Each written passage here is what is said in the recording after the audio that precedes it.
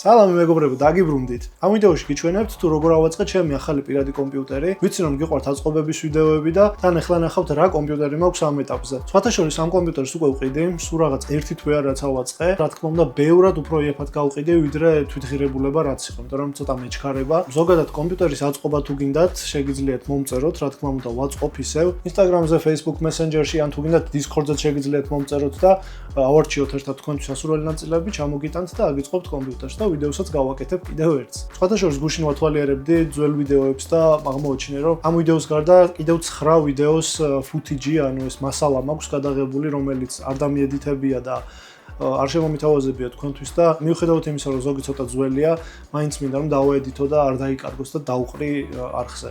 კვირაში 2 ვიდეო მინდა შემოგთავაზოთ, რომ ეს მასალა მოვწურო, სანამ ახალი ვიდეოების გადაღებას დავიწყებ, სანამ ვინმე თქვენგანი შემიკვეთავთ კომპიუტერს და ახალ ვიდეოს გავაკეთებ მასზე. იქამდე მოკლედ 9 ვიდეოს მასალა გვაქვს. და მოდი ახლა დავიწყოთ ჩემი პირადი კომპიუტერის აწყობა. გამოყენებული ნაწილების სია, რა თქმა უნდა, ვიდეოს აღწერაში იქნება თავისი ფასებით. აქვე შეგახსენებთ, რომ ამ კომპიუტერს ვყიდე საკმაოდ იაფად. რაც შეეხება პროცესორს, ავიღე AMD Ryzen-ის ბოლო თაობის პროცესორი Ryzen 9 9900X, რომელიც არის 12 ბირთვიანი და 24 ნაკადიანი. ერთადერთი მიზეზი, რის გამოც არ ავიღე 9950X, რომელიც არის 16 ბირთვიანი, იყო ის, რომ ფასის სხვაობა დაახლოებით 40-45% იყო და წარმოდობა ნამდვილად არ არის 45%-ით მეტი, დაახლოებით 10%-ით უფრო ძლიერია ეს პროცესორი და დიდად არაფერში არ მჭირდებოდა. დედადაფა ავიღე Asus TUF-ის B850M, X სერიის დედადაფა მხოლოდ იმიტომ არ ავიღე, რომ M8X დედადაფა, ანუ მოკლე დედადაფა მჭირდებოდა ამ ბილდისთვის, ამ кейსში ჩასაყენებლად, სრული ზომის არ ყენდება. აქვე პატარა გადახვევა მინდა გავაკეთო, მოგეხსენებათ, ჩემი არხის პარტნიორი არის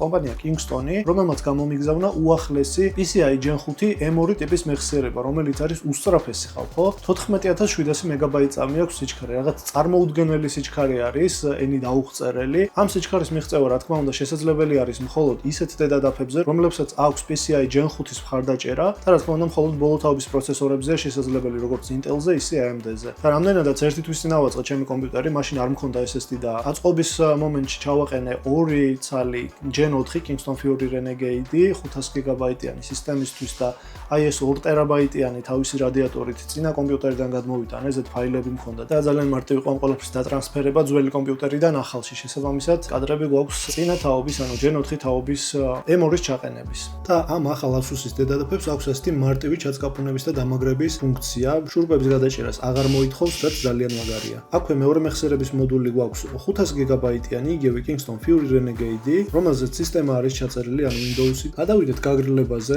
ვიყენებთ Arctic Liquid Freezer SAMS 420 mm-იან, ანუ უზარმაზარ წყლის გაგრილებას, რომელიც ამ პროცესორს უპრობლემოდ უმკლავდება და ასევე 420 mm-იანები იშვიათად თუ ყენდება кейსში, თუმცა ჩემ არჩეულ кейსში ძალიან კარგად წავიდა. აქვე ძალიან დიდი მადლობა მინდა გადაუხადო მაღაზია GTEX, რომელმაც სრულიად უსასყიდლოდ გადმომცა ეს წყლის გაგრილება. რეკომენდაციას უწევ ზოგადად ამ მაღაზიას, იმიტომ რომ ხშირად მე თვითონ პირადად ვყიდულობ ხოლმე მათგან ნაწილებს და მათი მაღაზიის ლინკი, რა თქმა უნდა, ვიდეოს აღწერაში იქნება.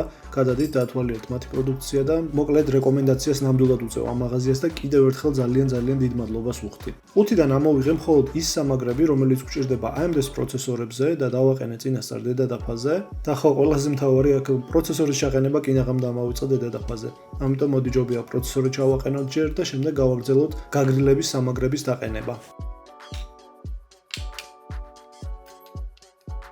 ოპერატიული მეხსიერება მაქვს Kingston-ისგან ძალიან მაგარი რაღაც. ეს არის Kingston Fury Renegade-ები, DDR5, 2 ცალი 24 GB-იანი მოდული, რომელიც არის 8400 მეგა ტრანსფერწამიანი, უსწრაფესი რაღაცა არის, რომელსაც სამწუხაროდ ყველა დედადაფა ვერ უმკლავდება. ჩემ შემთხვევაში გეტყვით, რომ 8400 მეგა ტრანსფერზე ვერანაირად ვერ ვამუშავე კომპიუტერი, მხოლოდ BIOS-იდან 7600 მეგა ტრანსფერზე სიხშირეს ჩამოწევისას მოვახერხე დასტაბილურება ჩემ კომპიუტერზე და დროებით ამ სიხშირეზე ვამუშავებდი, სანამ ხელში არ ჩამივარდა 64 GB-იანი 6000 მეგა ტრანსფერწამიანი ოპერატიულები, რომელიც არის რეკომენდირებული ზოგადად AMD-ის ბოლო თაობის პროცესორებზე გამოსაყენებლად. ავიღე Thermaltake-ის 850 ვატიანი Gold კვების ბლოკი, აქვს ასევე 12 ვოლტიანი ის ახალი კონექტორი, რომელიც ახალი თაობის ვიდეო ბარათებს სჭირდება. ეხლა კი кейსი. кейსი არის Thermaltake-ის Tower 300, რომელიც იყო მთელი ინსპირაცია და მთელი კომპიუტერი ამ кейსის ირგვლივ ავაწყე, შეიძლება ასე ითქვას. როგორც ხედავთ,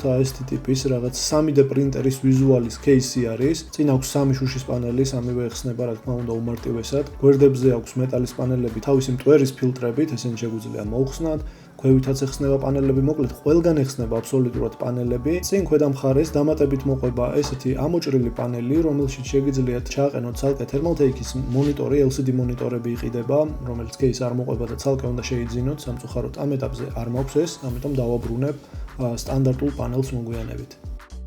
უკანა პანელის მოხსნის შემდეგ ხედავთ, აქ კიდევ ერთი ესეთი პატარა მეში არის, რომელზეც hard drive-ები და ძველი თაობის SSD-ები ყენდება, რომელსაც არ გამოვიყენებთ, ყოველად დამძიმებს кейსს და უბრალოდ მოუხსნი, არაფერთვის არ გჭირდება, memory SSD-ებს ვიყენებთ. იხსნება თავსახურიც ეს ზედა პანელი და აქაც გვაქვს მტვერისაგან დამცავი ფილტრი და ასევე ქვედა მხარეს, საიდანაც კვების ბლოკი იღებს ჰაერს, აქაც რა თქმა უნდა არის მტვერის ფილტრი. ასე რომ მტვერისგან ყველა მხრიდან დაცულები ვართ. ზევით მოყვება 2 ცალი 140 მმ-იანი ჰაერის ფანი, რომელიც თავიდანვე აყენია ჰაერის გამტან ორიენტაციაში, თუმცა ყველაფერს რომ ჩავაყენებ, ისეთი ბილდი გამოდის, რომ ჰაერი ძალიან მცირე მოცულობით შედის кейსში, ამიტომ ვაპირებ, რომ გადმოვატრიალო ეს ფანები და ჰაერის შემტან ორიენტაციისთვის გამოვიყენო, იმიტომ რომ ბევრ ვიდეო ტესტებს უყურე ამ кейსზე და ყველგან ჰაერის შემომტან ორიენტაციაში, როდესაც ეყენა ეს ფანები, უფრო უკეთესად მუშაობდა კომპიუტერი. შეგვიძლია უკვე ჩავაყენოთ დედა და ფა кейსში, მოვათავსოთ თავის ადგილზე, აი ესე გვერდულად დგება და პორტები ზედა მხარეს ექცევა, შესაბამისად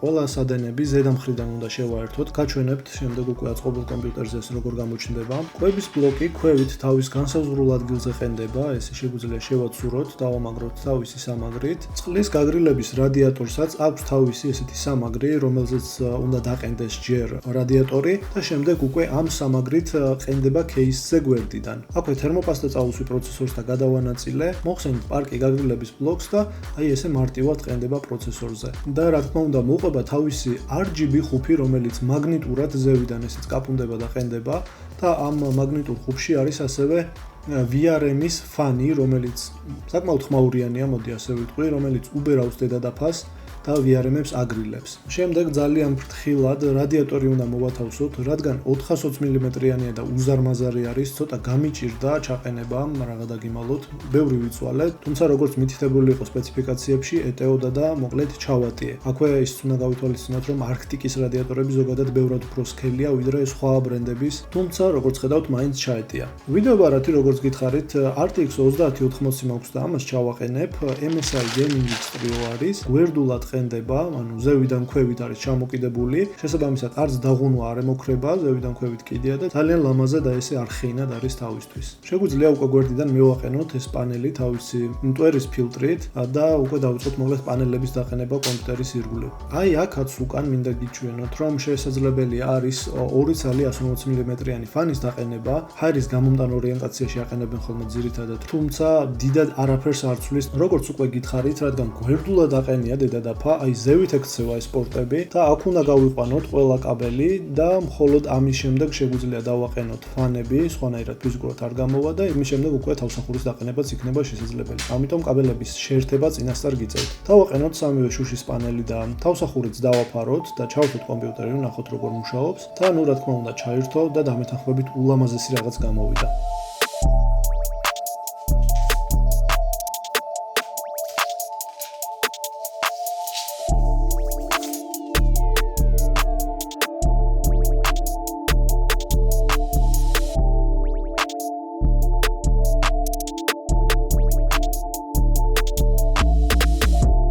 აი ასეთი ლამაზი რაღაც გამოვიდა მეგობრებო საბოლოო ჯამში. დამეთანხმებით რომ ძალიან განსხვავებული кейსია და თუ გინდათ რომ ეს კომპიუტერი თქვენი გახდეს, რა თქმა უნდა შეგიძლიათ მომწეროთ და შეიძინოთ ბევრად უფრო იაფად გავყიდე, ვიდრე რაც დამიჯდა მისი აწყობა. სულ რაღაც ერთთვის აწყობილი არის, შესაბამისად შეიძლება ჩაითვალოს რომ სრულიად ახალია. თუ არხი არ გაქვთ გამოწერილი, გამოიწერეთ ვიდეო და ლაიქეთ თუ მოგეწონათ, კომენტარებში თქვენი მოსაზრებები დატოვეთ, მე კი აქ დაგემშვიდობებით და ძალიან მალე რამოდენიმე დღეში ახალი ვიდეოთი შეგხვდებით.